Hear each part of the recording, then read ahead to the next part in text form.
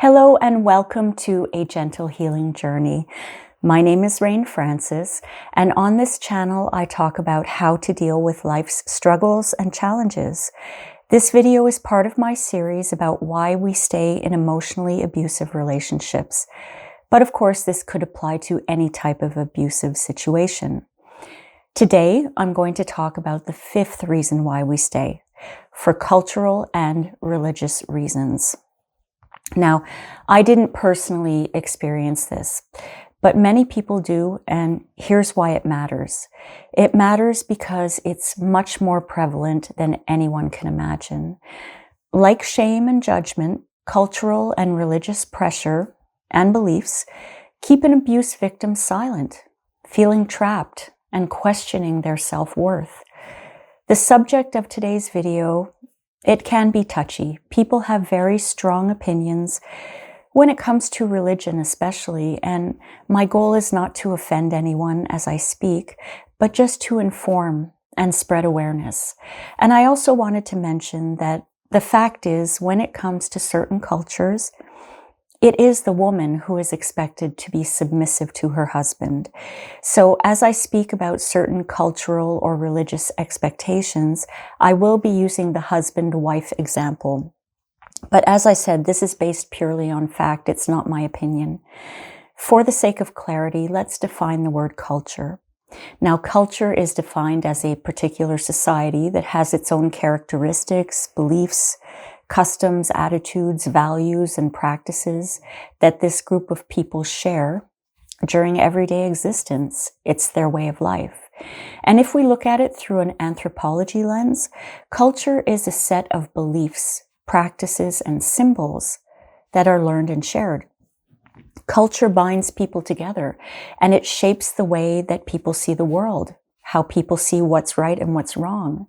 As for religion, I think most of us can understand the definition of religion, but again, just for clarity, the definition of religion is an organized system of devotion and commitment to religious beliefs, observances, and practices within a culture. Not all cultures share the same religion, and not all religions are part of the same culture. It is common, but it's not necessarily the norm. But as I discuss this topic today, I'll be intermingling both culture and religion as a reason why we stay in abusive relationships. Religious and cultural pressures can really complicate an abusive situation. Some people may stay in abusive relationships because of the expectation from society to maintain a family unit, or due to stigma surrounding divorce or single parenthood, that leaving a marriage or bringing up a child as a single parent is somehow a disgrace. Cultural and religious beliefs may also pressure people to remain in marriages, regardless of the abuse, with the belief that enduring hardship in marriage is virtuous.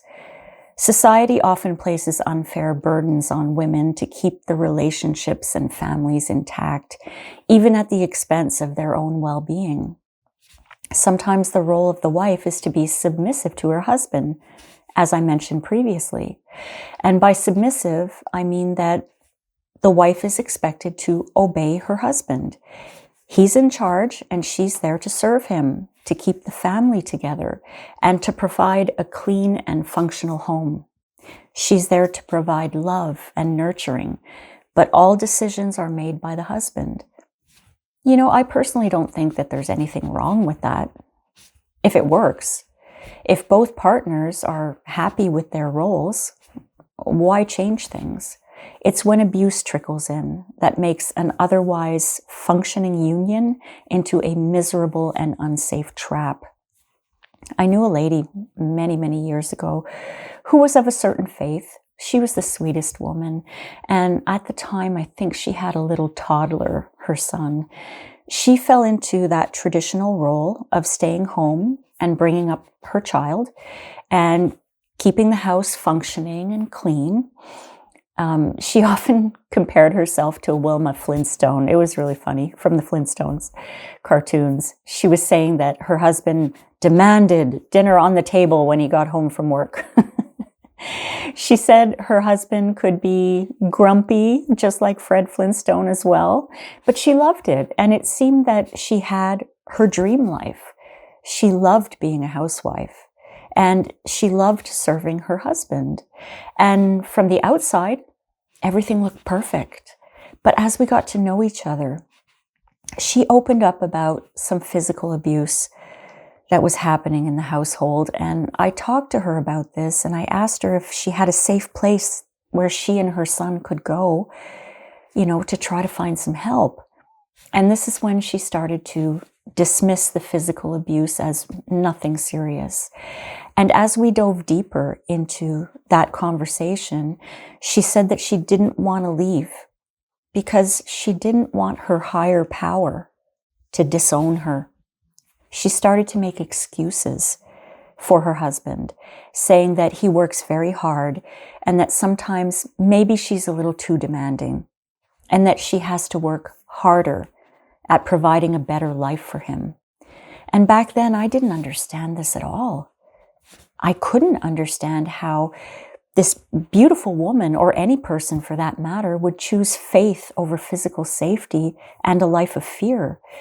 But as I went through my own life and experienced abuse in many of my own relationships, I started to gain a better understanding. I could see why she felt the pressure to stay in that marriage.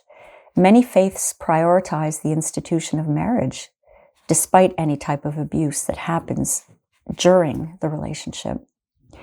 Staying married as a couple seems to be much more important than staying safe as an individual. Victims may be made to feel guilty if they want to leave a marriage. And if the victim gets to the point where they make the decision to defy the belief system of their faith by leaving the relationship, this is a huge step for the victim who's already really not sure what to do. Do they follow their faith or do they seek safety? In some cultures, leaving a marriage or leaving a relationship brings shame.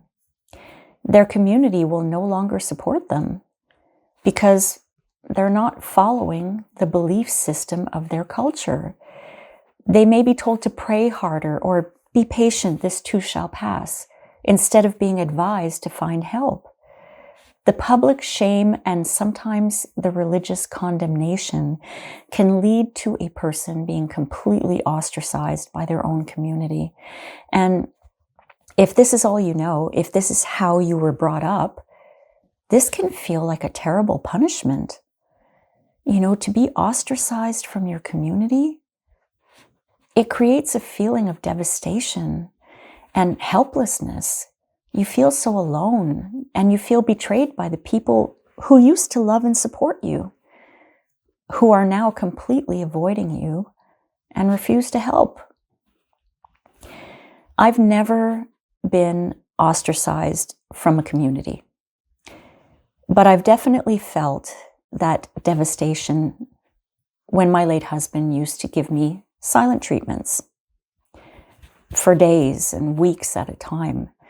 I can relate in some way from my own experience of those silent treatments, why people will stay in abusive situations for fear of being ostracized. To me, this is just so manipulative and it's so harmful. We can give the example of kids, cliques at school, right? When one group of kids completely ignores one or two other kids that they deem a loser.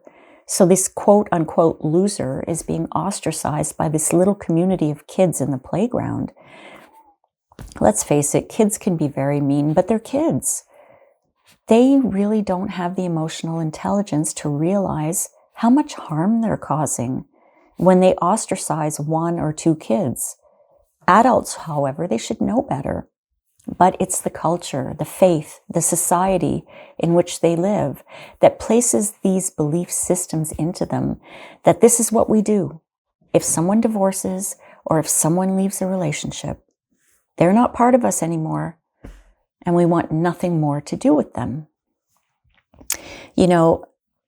There is pressure from society that breaking up a marriage is unacceptable. You must stay together for the sake of family honor, faith, or cultural expectations. But it's not just society or culture or religious institutions that reinforce these ideas. Family members might pressure people to stay, to reinforce the idea that keeping the family together is the only option, that it would be an embarrassment if this kind of gossip got out. The thought of this places enough fear and shame into the victim's mind that, they'll endure the abuse. They'll be silent. We could also talk about image, and I do have a little bit of experience with this. The need to look like a perfect couple. If you break up the marriage, that image that you've built up, gone. For years, I put up a front that I was in a fairy tale romance. Now, granted, and I always say this, I didn't marry a monster. The abuse didn't happen 24/7, but when it did, it was devastating. I remember when I was blogging for many, many years, and when I spoke to my friends back in the day, I always painted the picture of us being in marital bliss. No problems. We were so in love. We did everything together. We were so happy. And I know that this was wishful thinking, but it was also a case of not wanting to break this image that I had created. I didn't want to look like someone who was unable to maintain a relationship, while all of my other friends seemed to be very happy in their marriages or happy in their relationships. So maybe in a way, I did fall under the pressure of society, of how society sees a perfect marriage. As I go through this series and as I continue my education in psychology and doing research and watching documentaries about abuse, I really learn a lot about myself. When I first started thinking about this topic, I didn't think I could really talk about it because I didn't have any personal examples. But in the end, look what I learned about myself. I wanted my marriage to look perfect from the outside, so that society, my culture, would not see me as a failure.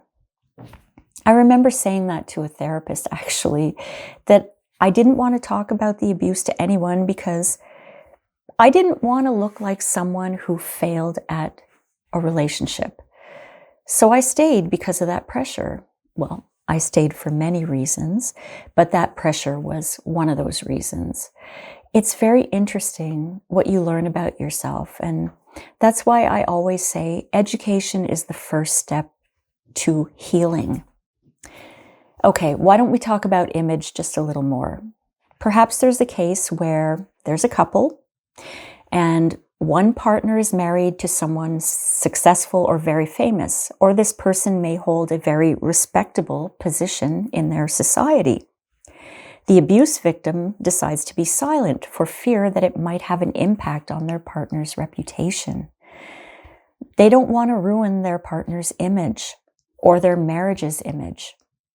There are a lot of examples of this type of thing in the media today, especially when it comes to celebrities. So I don't think I need to give an example of this, but a lot of people, when they come out and they say they stayed in the marriage so that they wouldn't make their famous spouse look bad, that's pressure from society or culture or religion to remain in an abusive relationship. This doesn't discriminate, it seems. It can happen to the privileged and it can happen to the unprivileged. It's also worth mentioning that people who immigrate to other countries may not know the language. They may not be familiar with the culture in their new country. They migrate with their spouse with the assumption that their spouse is going to take care of them. If they have to endure abuse from the spouse, leaving the marriage could cause legal problems for them.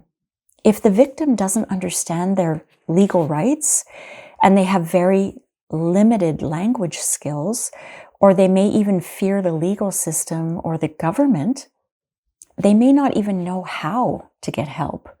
They may not even have any friends that they can talk to. Their abuser may even be using coercive control. instilling fear into them that if they decide to divorce or leave the marriage, they'll be deported.